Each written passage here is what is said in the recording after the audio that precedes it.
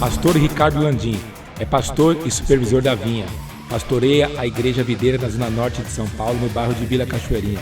Pastor Ricardo é escritor de vários livros e tem uma forte liderança em sua ênfase em treinamento de líderes. Tem edificado uma igreja com mais de 1.000 membros entre jovens e adultos e uma igreja muito relevante nos seus dias. Recebam Pastor Ricardo Landim.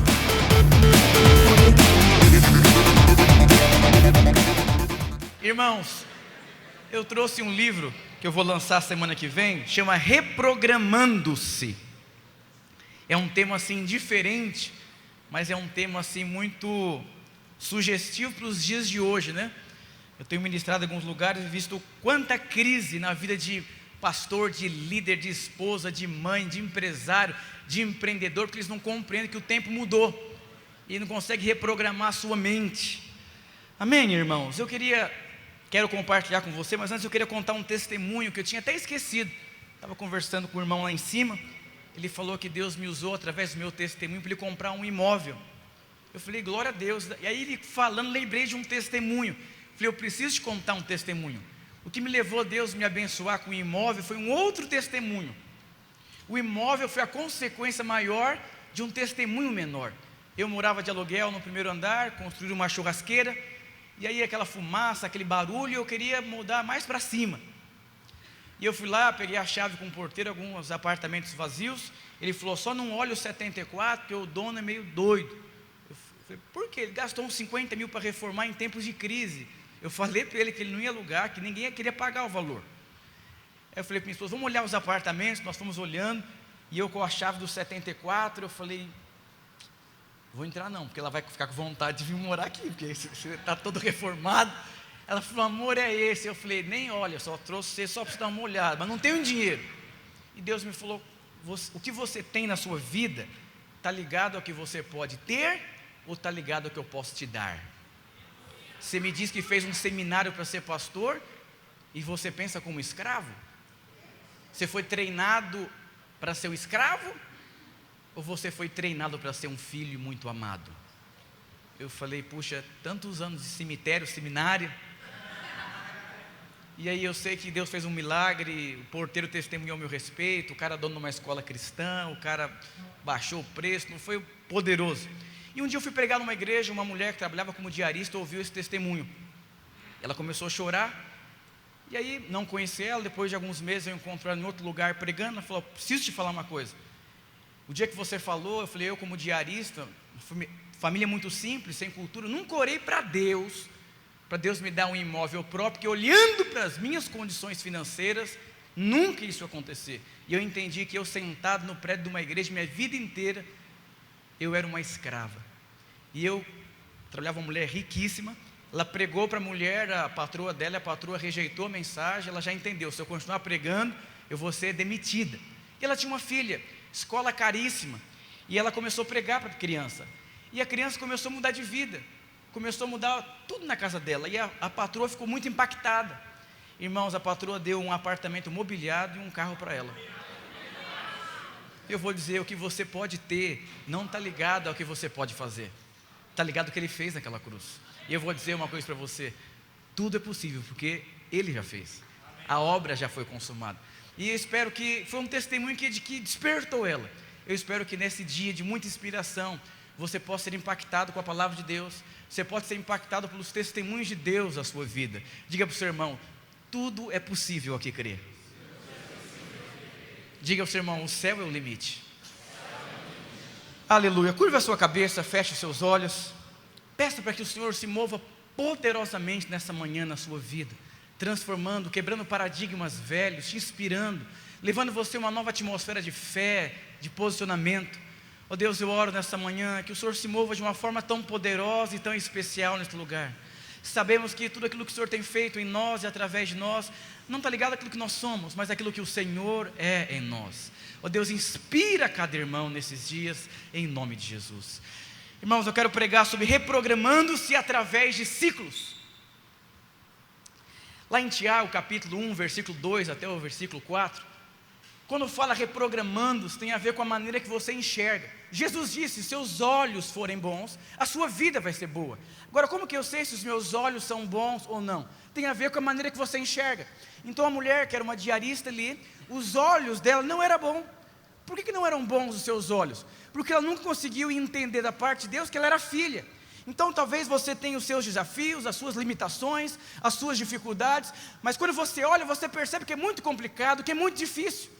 Eu não sei o seu contexto, a sua criação, de onde você veio, quem é o seu pai, se você é pastor, se você é líder de célula, o que você é. Mas você precisa entender uma coisa, se você não reprogramar a sua mente, você não consegue pular de fase, você não consegue mudar de fase. Só para eu ter ideia, para quem eu estou falando, quem aqui é pastor de igreja? Levanta a mão. Quem é líder de célula? Levanta a mão. Quem é pastor auxiliar ou obreiro? Amém. E para reprogramar a sua cabeça, a primeira coisa que precisa acontecer, você precisa perceber quais são os seus princípios em qual você usa. Eu mesmo vim de uma família, meu pai é nordestino, veio tentar a vida aqui em São Paulo, fiquei na creche minha infância inteira, que ainda não foi formado uma estrutura de raciocínio na minha vida. Meu pai é um homem íntegro, aquela coisa que não deve para ninguém, nunca teve nome sujo, e eu cresci. E por conta dessa criação que eu tive, eu cresci como escravo. Eu achei que eu podia ter, meu pai foi até uma casa própria, já bem velho já.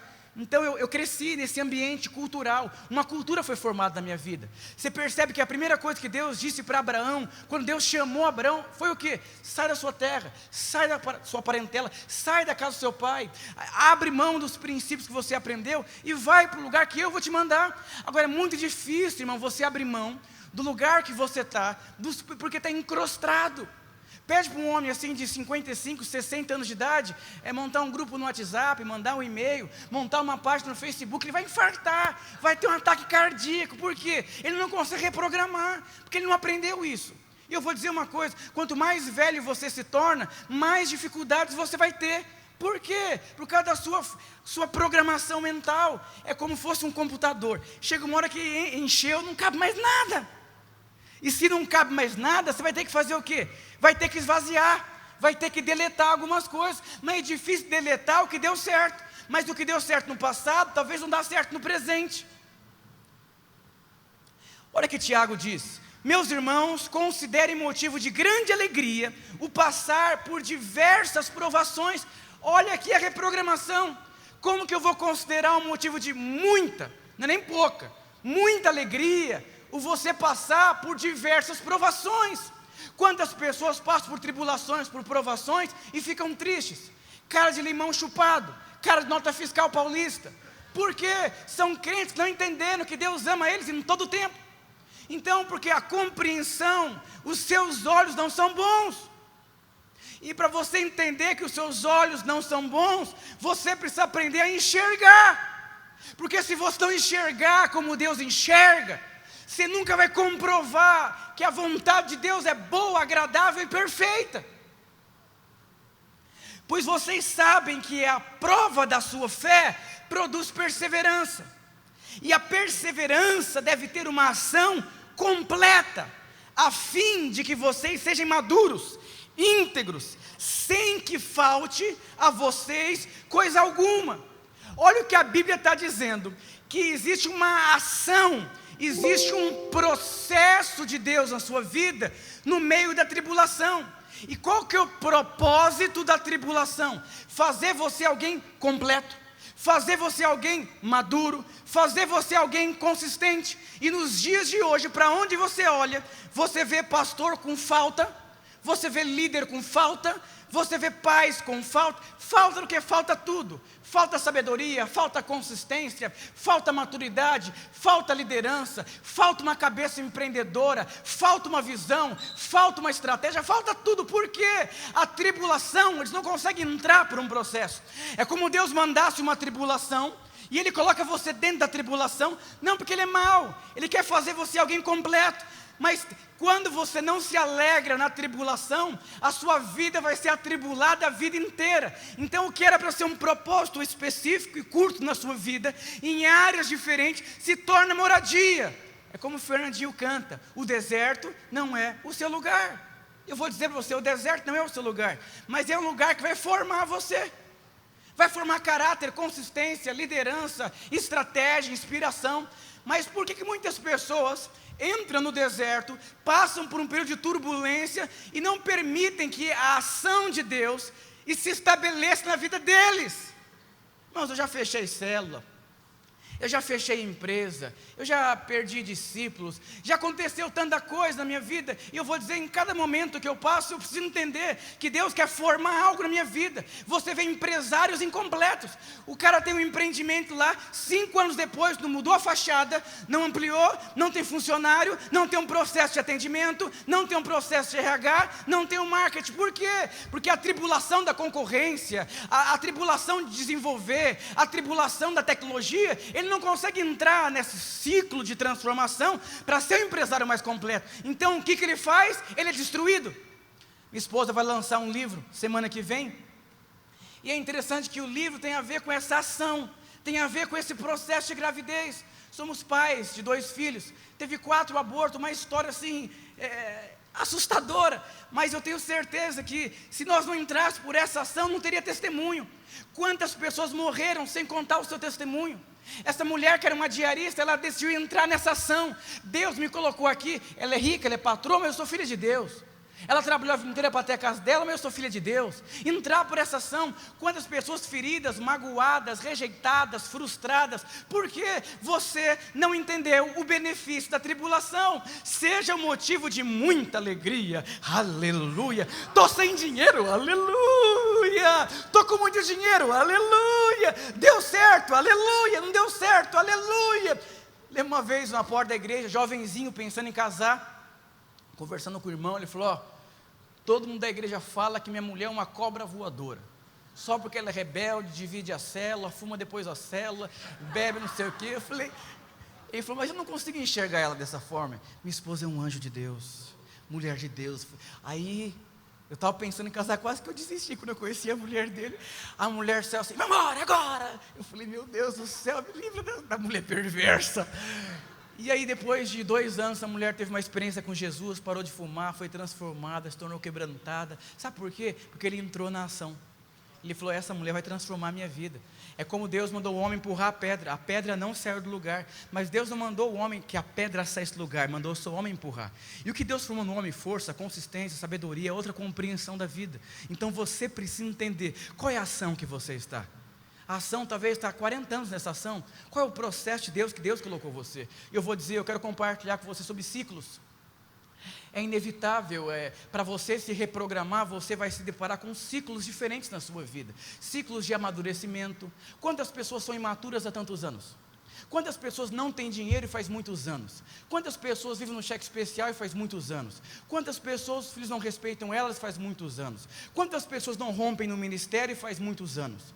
Eu vou dizer para você, Deus coloca essas pessoas em ciclos. Elas ficam andando a vida inteira em círculo. Diga para o seu irmão, faz quanto tempo que você anda em círculo?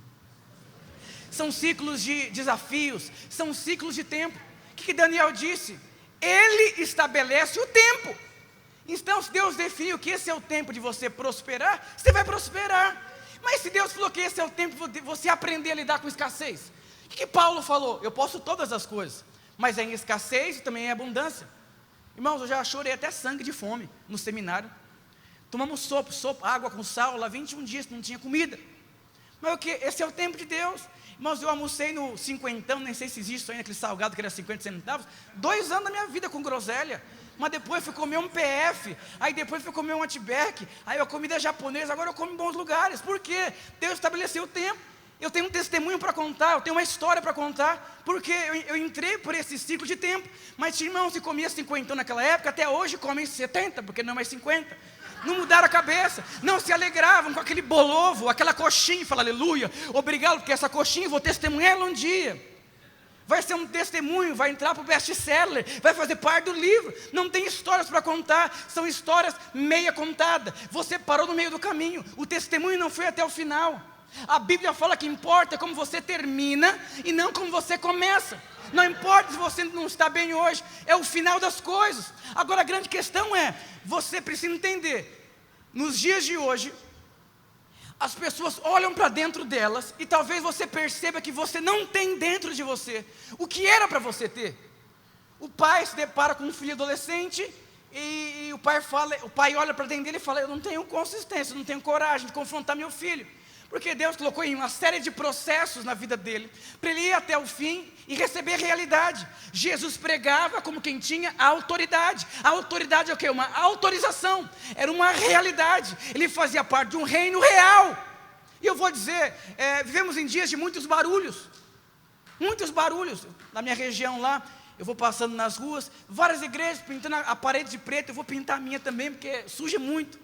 E eu vou dizer, várias igrejinhas com a parede preta lá, 5 anos depois de lá, meio gato pingado, eu coloco umas lâmpadas lá achando que isso vai trazer pessoas. Eu vou dizer, não adianta a gente ter estratégia se não tem fundamento. É a casa sobre a areia.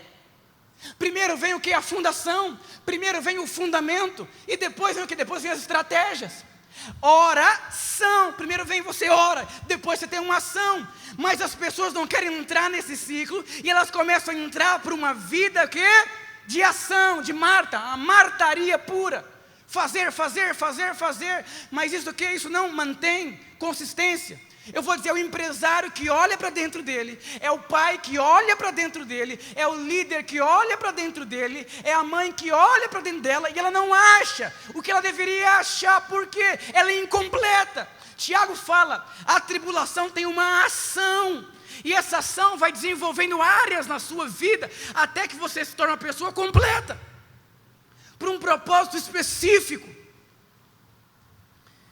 E aí, meu primeiro livro que eu escrevi foi sobre crise. Eu sempre gosto de ver livro que tem a ver uma coisa com a outra. Crise. O que me deixou mais em crise, escrevendo sobre crise, que eu vendi 1000 livros antes do livro chegar na minha mão. Gente ímpia, funcionário da Petrobras, da conta, que diretor de loja, em crise. Por quê? Chama resposta às crises. As pessoas vivem dias de crise, mas elas não sabem a resposta que elas precisam dar diante das crises. Então elas não respondem e ficam paradas a vida inteira. Existe o próspero, o pobre em potencial para empobrecer mais, e o pobre assumido. E não tem a ver com crise, porque a vida inteira você vai ter crise financeira. Você vê, nessa crise, gente que ficou mais rica e gente que ficou mais pobre. Por quê?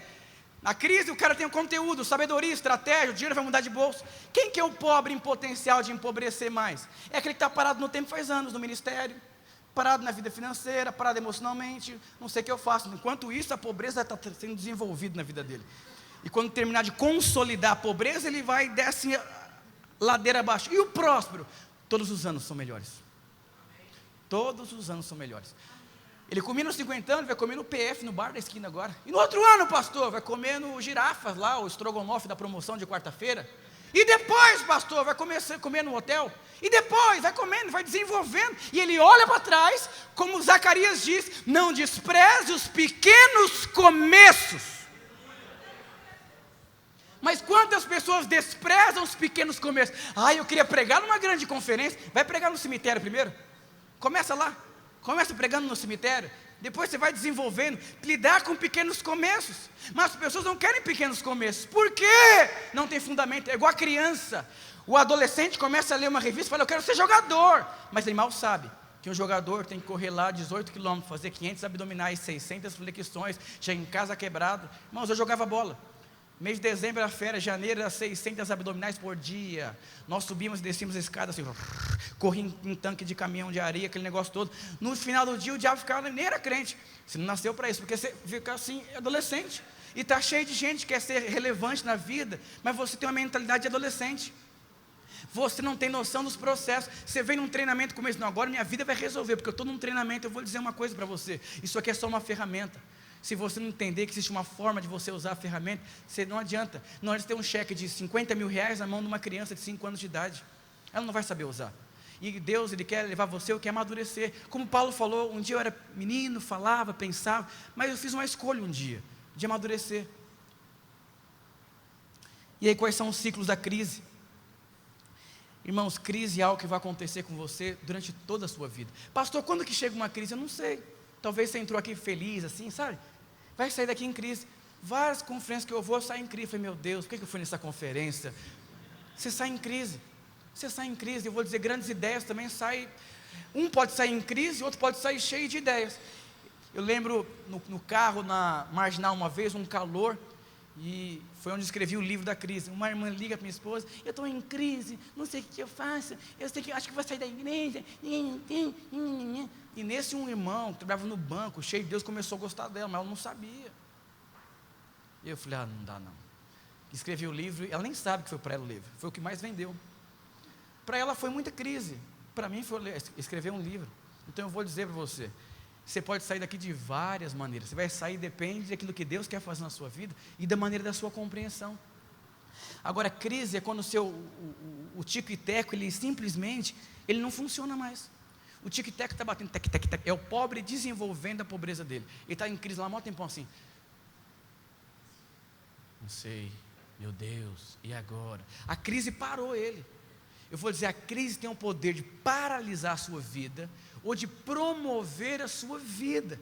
Diga isso para o seu irmão: a crise tem esses dois poderes, ou te promove. Agora, quais são essas crises? Crise da frustração, você vai passar.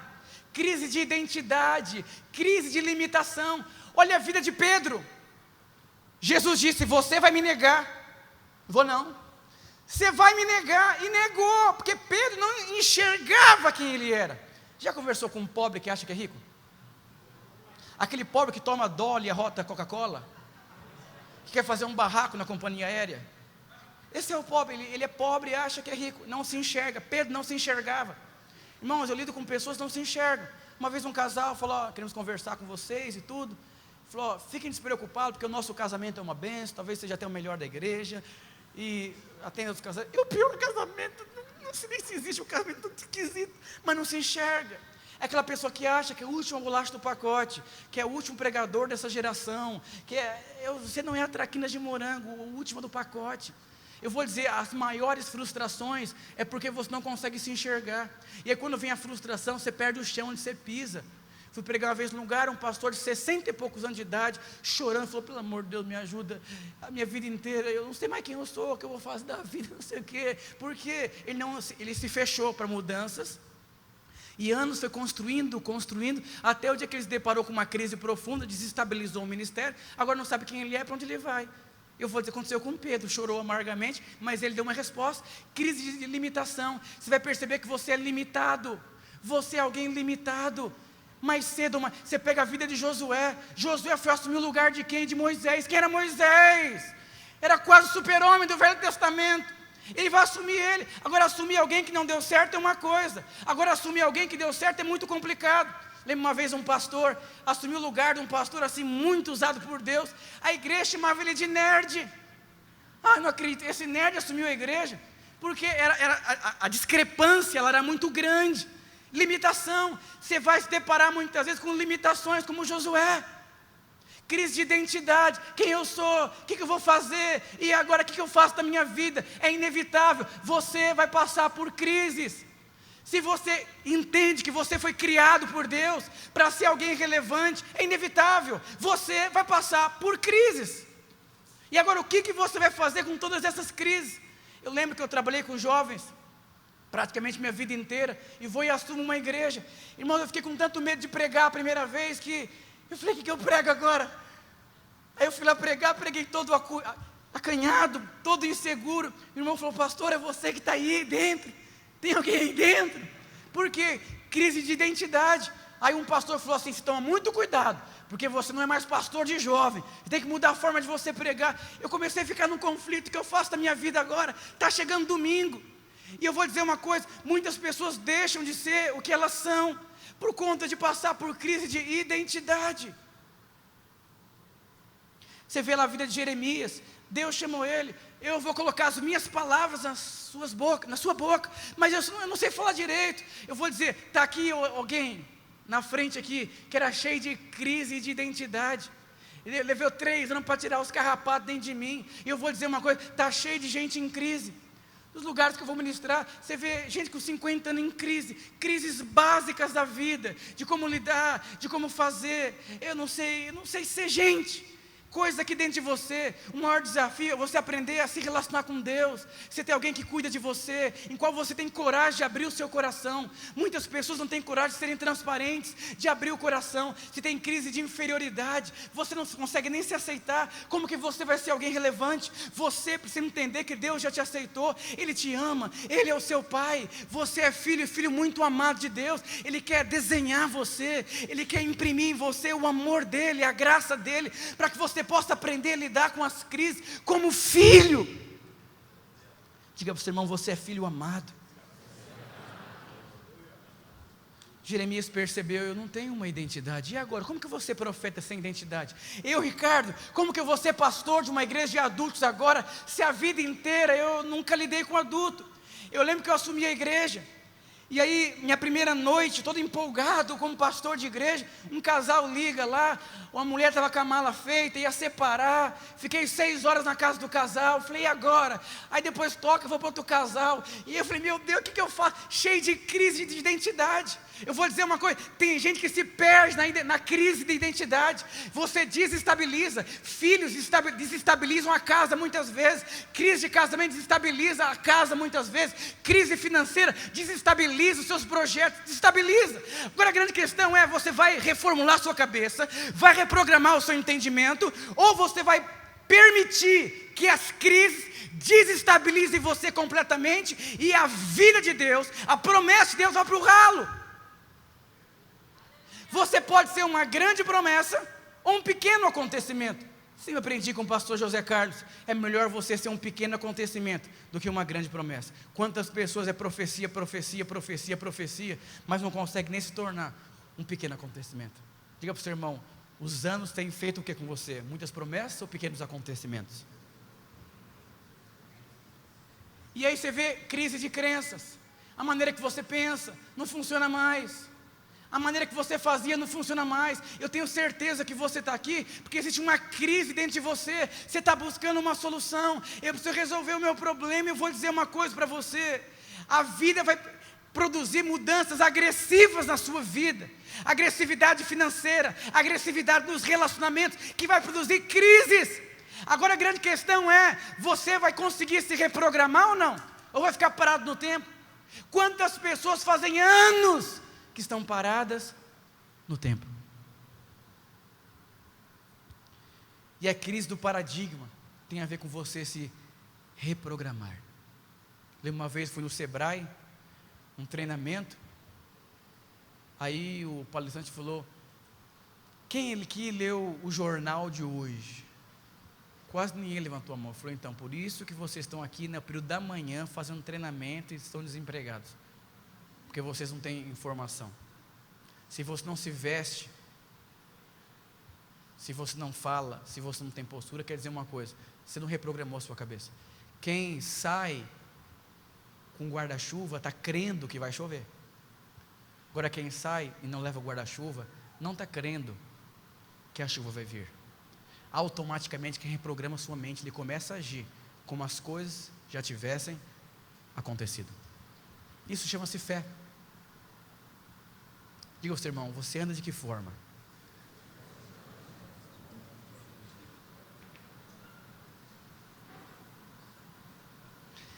Eu tinha uma empresa de palestra e eu conheci um grande palestrante. Ele falou: eu vou treinar você. Eu falei: que legal.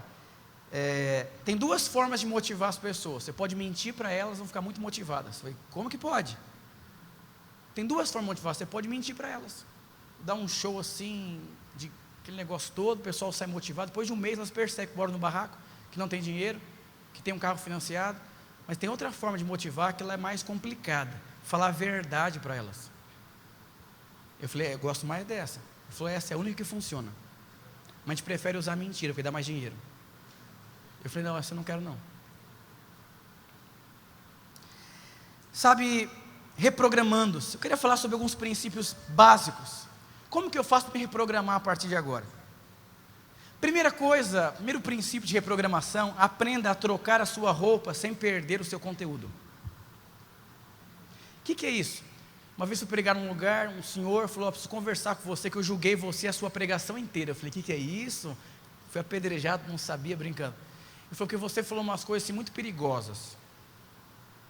você tirou o meu chão. Eu falei, então senta, vamos conversar. Aí conversando, e essa tem sido a crise de mais ou menos 40% das pessoas que passaram uma certa idade da vida e têm dificuldade de abrir mão. Uma vez um grupo de cientistas fizeram uma aposta, colocaram os macacos numa mata, e colocaram uma banana e um galho em V. O macaco gosta do que, irmão? Foram lá, pegaram a banana e começaram a puxar, mas a banana não saía. Com o passar das horas, os macacos começaram a soltar a banana, mas teve um macaco que ele persistiu em puxar a banana, mas a banana não saía. E aí começou as apostas. Uns apostaram que o macaco, com o passar do tempo, ia soltar a banana, por causa que ele ia perceber que a banana não saía. O que aconteceu? O macaco morreu segurando a banana. Está cheio de pastor, de líder, de empresário, está morrendo segurando a banana, porque ele tem medo. Tem gente que tem muito medo de trocar a sua roupa e também perder o conteúdo, perder a essência. A maior parte das pessoas com uma certa idade construiu valores, construiu uma família de tradição. Uma vez um pai falou, não entendo onde eu errei com meu filho, eu fiz exatamente o que meu pai fez comigo, e meu filho foi para as drogas. Eu falei, mudou muito. Antigamente você falava, fica quieto, eu sou seu pai, me respeita, disciplina, lá, lá, lá, lá. E o menino, hoje em dia, tem Facebook, tem livro, tem WhatsApp, tem Instagram, tem amigos, pais divorciados, casais leves. Se não tiver o coração do seu filho, ele vai para as drogas. Bate no seu filho assim, emocionalmente, agride ele verbalmente. Fez isso, o pai agrediu verbalmente, disciplina, e o filho foi para a droga. Por quê? O pai, ele não era aberto para mudar a forma de criar o seu filho. Valores não mudam, a fundação é Cristo. Como Paulo falou, eu sou o quê? Eu sou cooperador. Agora, a maior parte das pessoas tem dificuldade de cooperar, porque eles têm medo de fazer o quê? De perder a essência. E aí o que eles fazem? Eles não fazem nada. E aí, por isso tem muita gente parada no tempo, com medo.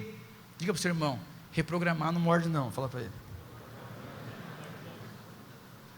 Mas se eu fizer alguma coisa, pastor, se eu pintar a parede de preta, se eu colocar uma iluminação, pastor, eu vou vender o evangelho de Cristo. Tem gente que tem essas crises. Pastor, e se eu fizer um grito de guerra assim, oh! É que não, só pode falar aleluia. É assim, com medo. E você tem tanto, e eu vou dizer uma coisa para você, quem não se reprograma fica para trás. Quem não se reprograma vai ser vendido. Quem não se reprograma vai ser trocado. E eu vou dizer, aprenda, se abra para o novo, sem perder a essência. Agora, quando um adolescente ele começa a ouvir sobre muito barulho, automaticamente ele vai trocar a roupa e, sem ele perceber, ele vai vender a essência. Outro princípio, reconheça que seus princípios não funcionam mais.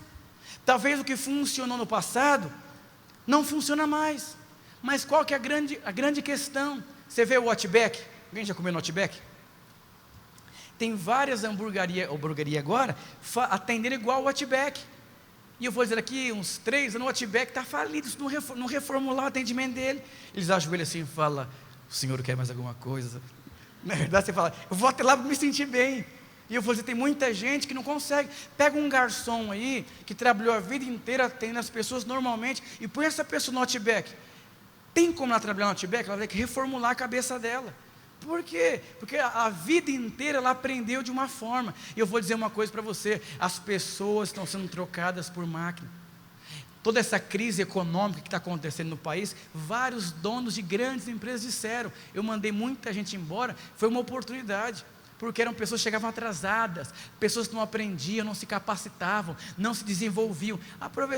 Peguei a oportunidade e mandei eles embora. Eu vou dizer uma coisa para você, tem princípios que não funcionam mais. Eu vou dizer uma coisa para você, hoje uma criança de 5 anos de idade, ela equivale a um jovem de 18 anos, há 50 anos atrás. Então seu filhinho de 5 anos fala, o menino tem 18 anos dentro dele, querido, e você não funciona mais. A mamãe já falou, não assiste a Peppa não é de Deus. E aí você fica, o menino fala, é boba mesmo, não entendeu nada. Eu vou dizer uma coisa para você, tem crianças de 5 anos de idade, meu filho tem 5, já vai começar a aula com um tablet. Daqui uns 3 anos, ele me colocou, me engoliu já, por quê? Mudou, as coisas mudaram. E eu vou dizer uma coisa, você que é pastor, você que é líder de célula, você que é empreendedor, abre a sua mente, reconheça que os princípios que deram certo no passado, hoje não dão mais certo. Não fique insistindo, não fica segurando a banana. Vai morrer de fome, meu querido, vai morrer sem um imóvel, sem um carro, sem uma história sendo escrita, sem uma vida relevante, sem um legado que você vai deixar. Quantos homens de Deus preciosos, coração para Deus, mas tem uma dificuldade enorme na cabeça. Outro princípio, tenha convicção do princípio correto. Qual o princípio que você está usando? Tenha convicção que ele é o correto. Ele faz parte do tempo de Deus. Quantas pessoas estão criando filhos, edificando igreja, fazendo coisas, edificando casamento, e nem você tem certeza. Você vem num evento como esse e fala, vou mudar minha vida inteira agora. Espera lá, adolescente faz isso. Uma pessoa minimamente madura. Quem conhece o Tommy Tine? Caçadores de Deus? Alguém já ouviu os livros Caçadores de Deus? Ele fez o prefácio de um homem chamado Sérgio Scataglini, um grande homem de Deus. Esse Sérgio Scataglini veio de uma família tradicional e não caiu no chão, tremer, rolar, ele tinha uma barreira enorme. E começou a mover do Espírito Santo. Nos dias dele, as igrejas começaram a crescer. Ele começou a ficar numa crise. Falou, pera lá, está acontecendo algo, deve ser de Deus esse negócio. Mas eu não consigo tremer, rolar, não sei. Ele foi até um pastor e falou, posso fazer pelo menos umas 50 perguntas sobre isso? Aí o Tommy Tiner fala, não é que ele é rebelde, ele é alguém maduro. Eu vou entregar minha vida a um novo tempo da minha vida, a um novo paradigma, sem ter certeza. Cheio de adolescentes com idade adultas fazem isso. Eles mudam completamente a vida deles, sem ter convicção do princípio. Agora, não vem de um princípio da sua vida não, sem você ter certeza, sem você ter convicção das coisas, sem você ter algo da parte de Deus, ter uma coisa sólida, consistente, enraizada, consolidada dentro de você. Se alguém for numa conferência de fogo, vira do fogo. Se for na conferência da água, vira da água. Se for na conferência do relâmpago, vira relâmpago. Se for na conferência do coach, vira coach. Se for na conferência das mulheres, é capaz de virar mulher. Nem você sabe o que você é. Você ouve na internet, tem de tudo, como confrontar o filho, você vai e confronta, cala a boca, aí não deu certo, aí você lê um livro, a Super Nani fala outra coisa, aí você copia a Super Nani, aí o pastor conta um exemplo, você usa o exemplo do pastor, por quê? Você é alguém preguiçoso, o Brasil é conhecido como um país preguiçoso, que não tem disposição. Eu vou dizer uma coisa, nada se edifica sem princípio. Princípio é a coisa mais importante. Você quer ser relevante? As pessoas precisam olhar para você e ver que você tem uma coisa, que você tem princípio, e princípio não negocia. Se você for negociar um princípio da sua vida, você precisa de um tempo, e você precisa checar se você precisa mudar o princípio, ou você mudar a prática do princípio. Senão você não vai construir nada. O prédio cresceu, desabou, por quê? Porque a base era fraca, a base era frágil. Quantos pais em crise, você percebe, tem que mudar a forma, não o princípio. O princípio é respeito, honra, perdão, mas a mãe não sabe aplicar, estabelecer esse princípio dentro de casa. Diga para o seu irmão, você tem convicção dos seus princípios? Aí você começa a pregar sobre prosperidade, vem um pastor e fala, Deus ama a miséria, aí você fala, agora estou perdido. A vida inteira crê. Ou você é alguém que crê na miséria, e o pastor fala, muito usado por Deus, Deus é um Deus. Aí você fica em conflito. Irmão, quanto a gente quer, que Tiago fala, não pense o homem que tem a mente dobre, que é inconstante em todos os seus caminhos, que luta. O irmão está motivado, desmotiva, porque não tem princípio. Tem uma alma feminina, um homem. Um dia eu falei para o irmão, posso falar uma coisa? Amigão, desceu para você esse mês? A gente se conhece há tantos anos. Toda hora, em 40 dias, você está assim, vou, não vou. Como você vai casar? Não tem constância. A Bíblia fala, você é inconstante em todos os seus caminhos. O que leva alguém a ser inconstante? É isso aqui, ó. Ele não tem convicção dos princípios dele.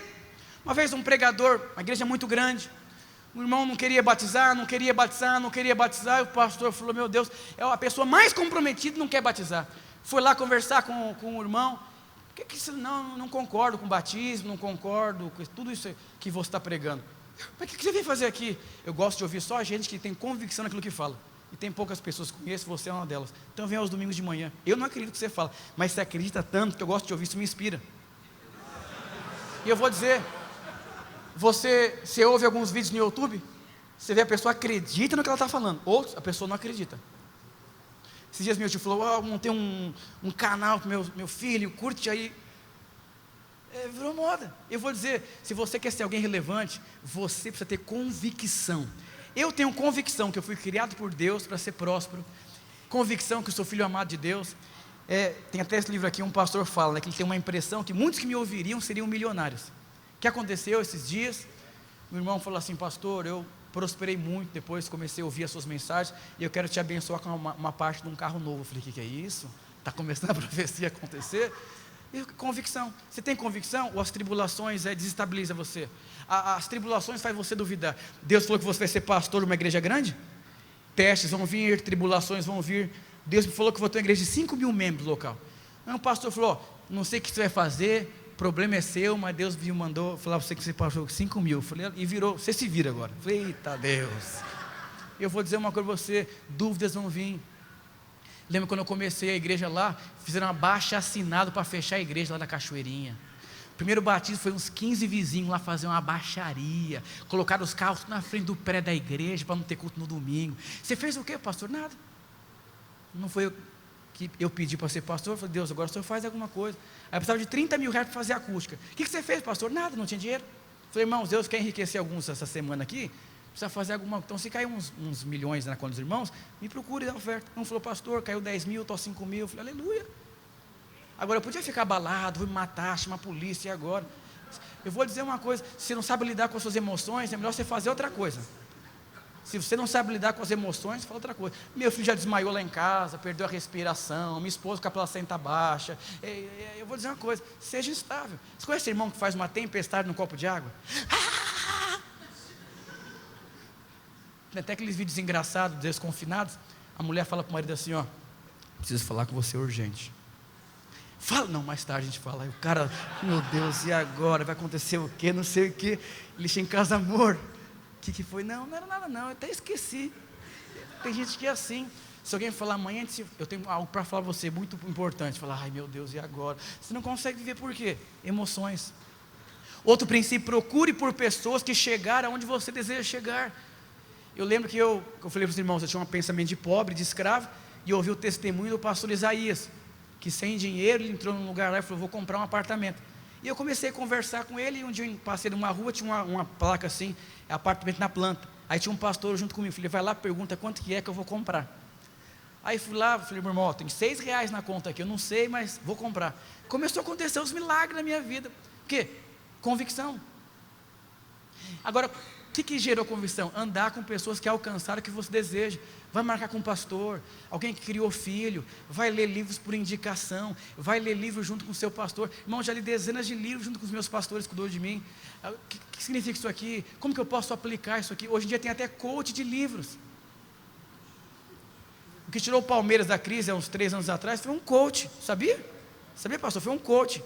Foi lá no Palmeiras lá e fez um empoderamento lá e... Eu vou dizer, o que é coach? Jesus foi o coach dos seus discípulos. Deus colocou pessoas na sua vida para quê? Para te inspirar, para desafiar você. Procure, quem são essas pessoas? Falam que daqui a alguns anos, o que cerca você é o que? Os seus relacionamentos vão definir quem você é. Se relaciona com quem é maior que você, quem conquistou que você vai ficar em crise. Vê se você acha que você é alguma coisa. Quando você sai para conversar com os irmãos, fala, meu Deus, eu sou nada, preciso aprender, preciso avançar, preciso crescer. Eu lembro quando decidi escrever meu primeiro livro, falei, pastor José Carlos, como que eu faço? Quais são os caminhos da pedra? Aí escrevi meu primeiro livro, fiz 1000, vendi 60, minha família comprou metade, os outros irmãos comprou, assim, eu nem passava em frente ao estande com vergonha. E eu vou dizer uma coisa, os pequenos começos, fui aprender, falei, normal, você está começando a escrever. Penúltimo princípio, não venda a sua essência por nada. E último, estude e nunca pare de adquirir conhecimento. Você percebe, se você ficar muito tempo sem estudar, você vai... Irmãos, eu estou com 34 anos, vou fazer 35 daqui a alguns meses, e eu percebo na minha vida, eu não sou tão novo, vou voltar a estudar agora, no meio do ano. Minha esposa entrou para a faculdade, fazer pedagogia, fiz vários cursos, dificuldade de entender, de compreender as coisas, não estou entendendo. Tem gente que faz força para não entender. Você conhece alguém que faz força para não entender? Por que ele faz força para não entender? Porque ele sabe vai desestabilizar a vida dele, porque ele aprendeu a viver dessa forma, e agora é completamente diferente, irmãos. Eu fiquei 3 anos em crise, os últimos anos da minha vida em crise de tantas coisas na minha cabeça, porque as coisas começaram a mudar, e eu fiquei parado. Quero ler 2 histórias para você.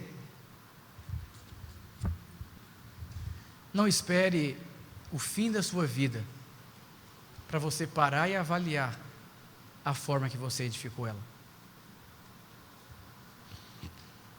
Li um artigo na internet esses dias de Pierre, filho mais velho da primeira família brasileira a dar uma volta ao mundo de veleiro.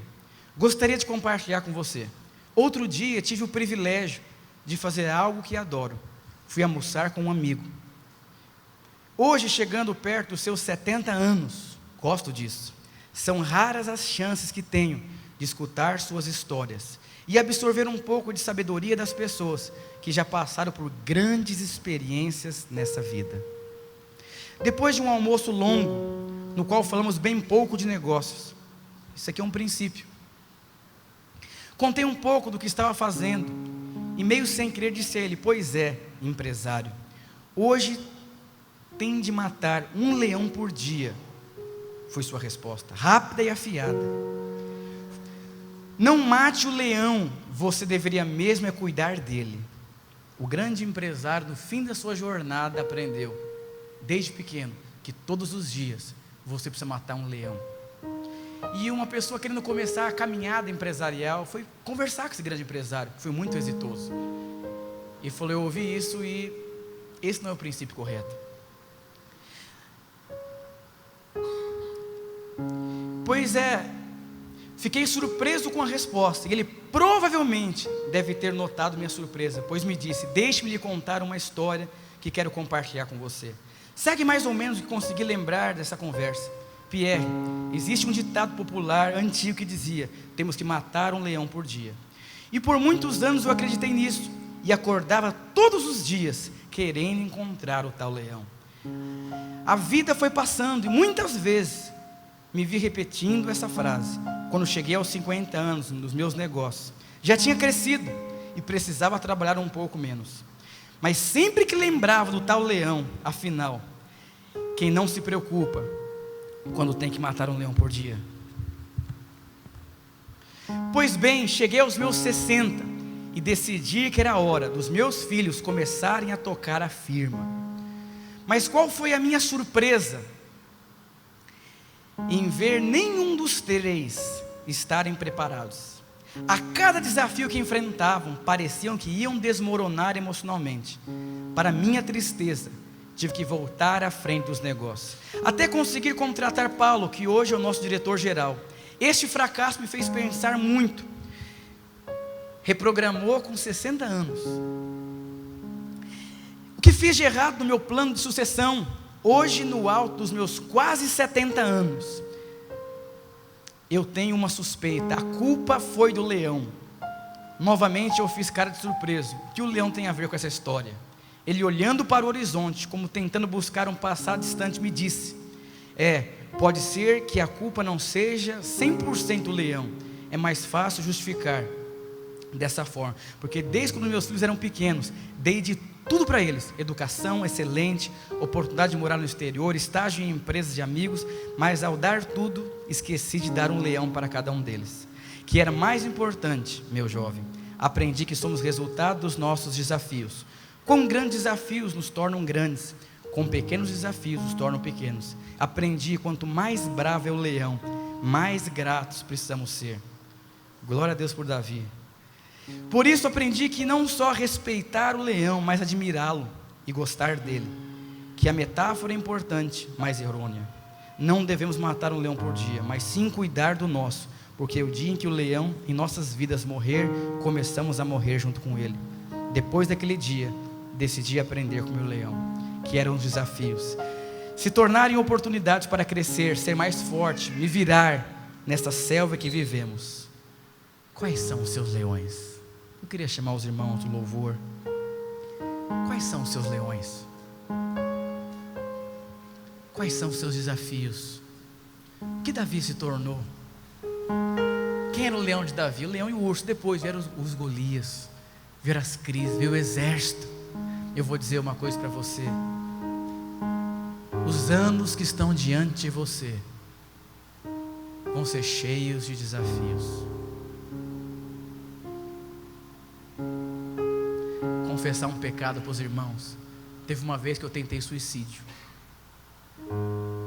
Fui para o seminário, entreguei tudo, fui morar sozinho, com um seminarista, depois fechou o seminário, fui morar com meu primo e com outro irmão, não deu certo, voltei para casa dos meus pais, frustrado, não tinha maturidade para entender a palavra de Deus, muitas coisas da minha vida, e eu fui liderar uma célula num bairro da periferia, muito pesado da cidade de São Paulo, não tinha recurso, olhava para dentro de mim, não enxergava nada. 3 sextas-feiras seguidas, quase que eu me joguei de uma sacada, numa primeira sexta. Na outra eu entrei no banheiro da minha casa, afastado lá da empregada.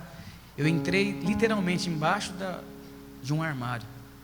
Liguei para o meu líder e falou: nunca mais me liga, nunca mais vem atrás de mim, eu não vou dar certo, não fui criado para isso. Isso foi fundamental na minha vida. Eu entendi que não tinha a ver com aquilo que eu podia fazer, tinha a ver com aquilo que Deus pode fazer. Davi lá só estava em nome de Deus. Olhe para os seus desafios e entenda, é Ele que pode fazer. Eu vou dizer, a minha vida hoje é uma agressão para muita gente. Eu era lá o Ricardinho, de 15, 16 anos, que entrou para o seminário com cara de novo. Hoje tenho 34, nem parece mais novo, doido, cheio de testemunho ilógico. Sabe por quê? Eu quero ter muitos testemunhos ilógicos. Sabe por quê? Eu sirvo um Deus que para a humanidade é ilógico. O mundo não acredita em Deus, mas eles podem olhar para nós e falar: não é possível o que aconteceu com ele, deve ser Deus. Eu quero declarar sobre a sua vida que os anos que estão diante de você vão ser os melhores anos, anos de conquistas, anos de crescer em fé, de consistência, sabe, de relevância, sabe, todo o trauma que você teve vai ser revertido em testemunho.